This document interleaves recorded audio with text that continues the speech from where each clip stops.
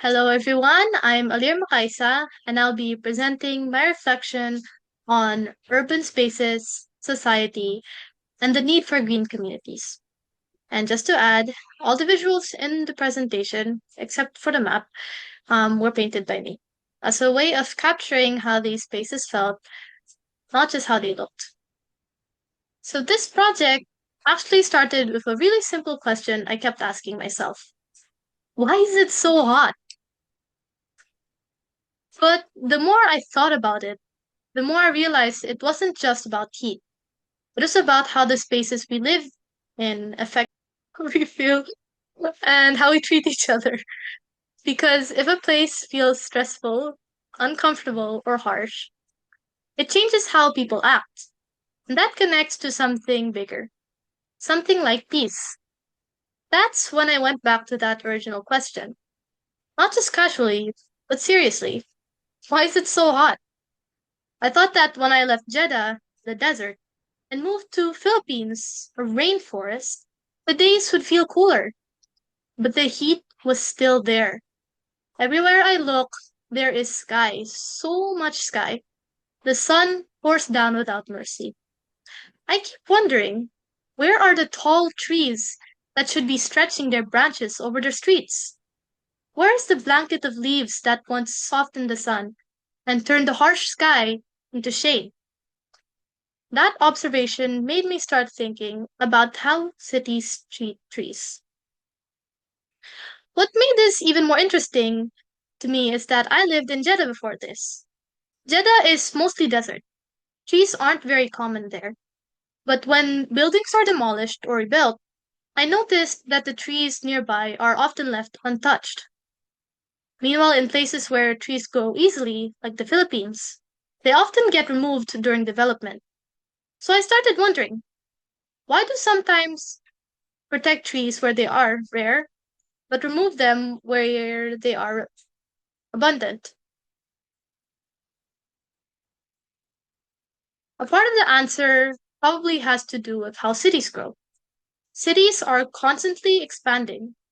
New roads, buildings, and infrastructure are built to support more people. But when that happens, trees and green spaces get sacrificed to make room. And when trees disappear, the streets suddenly feel much hotter and more exposed. And when cities feel too hot or uncomfortable outside, people naturally go somewhere else. A lot of the time, that place becomes the mall. Malls are cool, air conditioned, and comfortable. You can meet friends there or just hang out. But malls are commercial spaces. They're designed for shopping.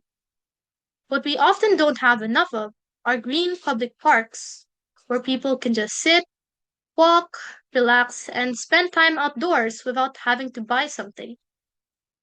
And that made me wonder, if people are avoiding outdoor spaces because they feel too hot or uncomfortable, what exactly is missing from the way these spaces are designed?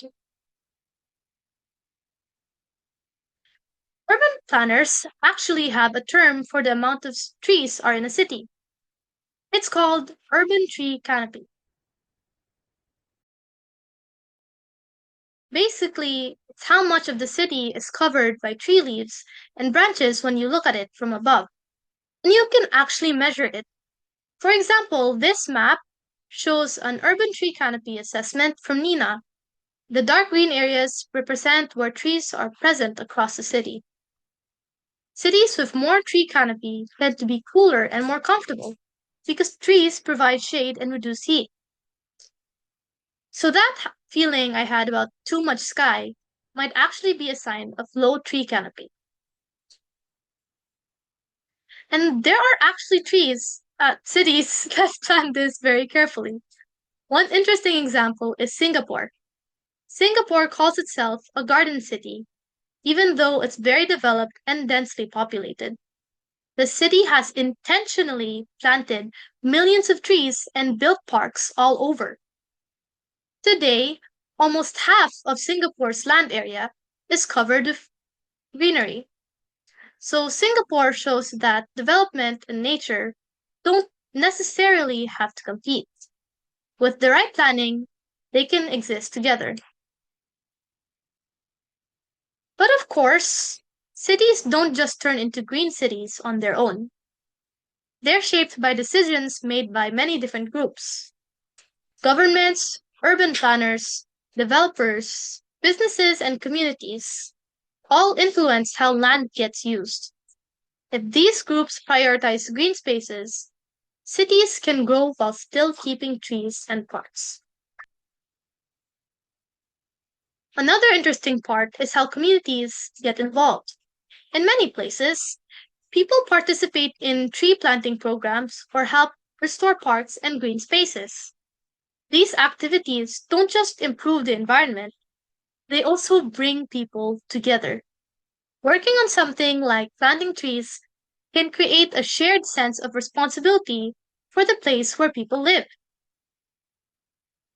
Research also shows that green spaces can actually affect how communities behave. Parks and tree filled areas tend to reduce stress and encourage people to spend outside. When people are outside more, they interact with neighbors, build relationships, and feel more connected to their community. Some studies even show that areas with more greenery can experience lower crime rates. So while trees alone don't create peace, environments that encourage interaction and cooperation can help support more peaceful communities. So in the end, this whole project started with a very simple question: why is it so hot? Where are the trees? But that small observation led me to think about something bigger. Cities are shaped by human choices, and the way we design our cities, whether they're full of concrete or full of trees, can influence how people live, interact, and connect with each other. Maybe the real question isn't just about shade.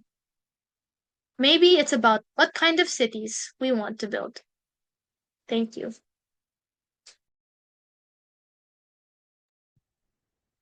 Thank you, Alira.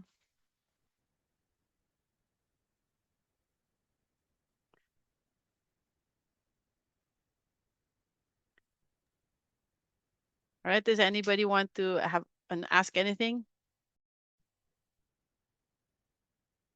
Uh, no, I'd just like to say, it was so, it was just so creative how you connected peace to something so, something so unexpected. Like I would not expect someone to connect peace to cheese or just how much sky you see.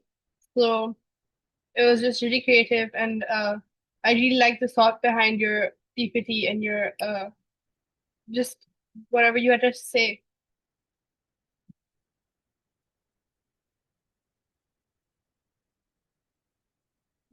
Really, would you like to say something? Um, yes, thank you. Um, when I heard your talk, especially at the end, it reminds me that I think it's very important to have a pet like a dog, like because it forces you to go outside in the nature, meet people, and once the dog are playing together, you start talking with others. So I think this is one of the a way to solve this issue. Yes, dogs do help you connect to so many things and keeps you grounded as well. And that's, I guess, part of the feeling of having nature, being connected with nature. So thank you so much.